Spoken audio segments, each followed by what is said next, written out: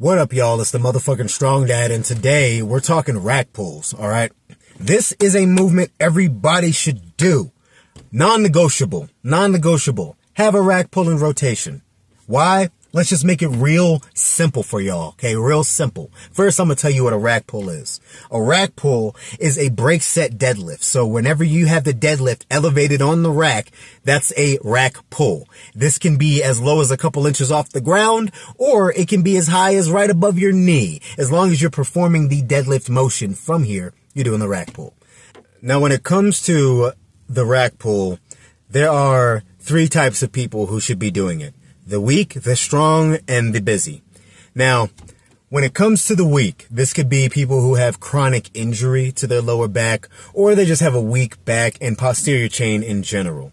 The rack pull is going to be great for you because you can take the leg drive component of the deadlift out of this and focus primarily on strengthening and building muscle in your lower back primarily, but your entire posterior chain. When you do this exercise, you're going to note that the stimulus goes all the way up into your traps, and when you finally learn how to pin the bar to your waist, you're going to feel it in your lats as well, okay? When it comes to the strong, this could be guys who are excellent deadlifters, but are finding sticking points, right? Let's say you got up to a certain weight and now you're starting to really grind in a certain range of motion, and you just, for some reason, can't seem to get past that grinding and you're staying at the same weight. If you employ the rack pull, just take the deadlift out for a little bit and put the rack pull in, you can train in that range. So let's say you're weak at the very start of your deadlift, like the first 5 inches off the ground is where you're your weakest. You can set the rack pull up right there and start it from there.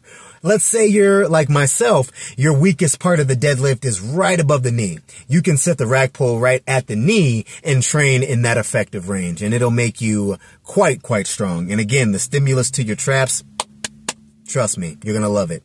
Now, when it comes to the busy, really, this is everybody, but when I say busy, I mean the hard workers, right? The trade workers, people who are always picking heavy things up, the warehouse workers, so on and so forth, who are always picking stuff up off the ground. Most people never pick stuff up at the knee. They don't bend properly. They don't deadlift stuff off they do like a RDL style motion or a rack pull style motion. They bend at the waist primarily and barely bend their knees. And so, yes, you should be learning how to pick stuff up effectively. Yes, you should be training from the position where you can employ leg drive.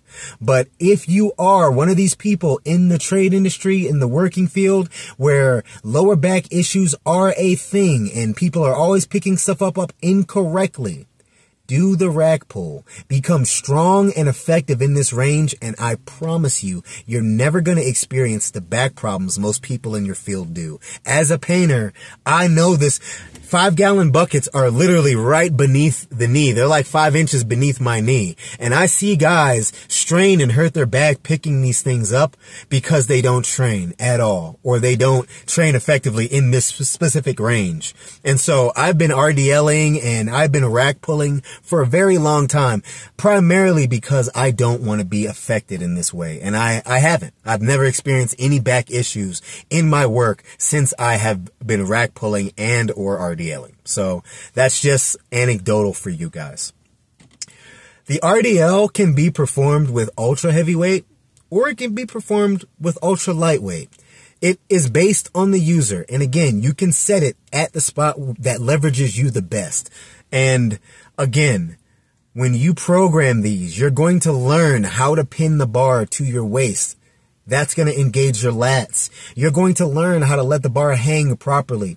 That's going to engage your traps. And you're going to learn how to use your lower back effectively when lifting. And that's going to grow your lower back, and that's going to put a lot of strength on your posterior chain. A lot of people think that they can avoid things like movements like this and just do like back extensions and things like that.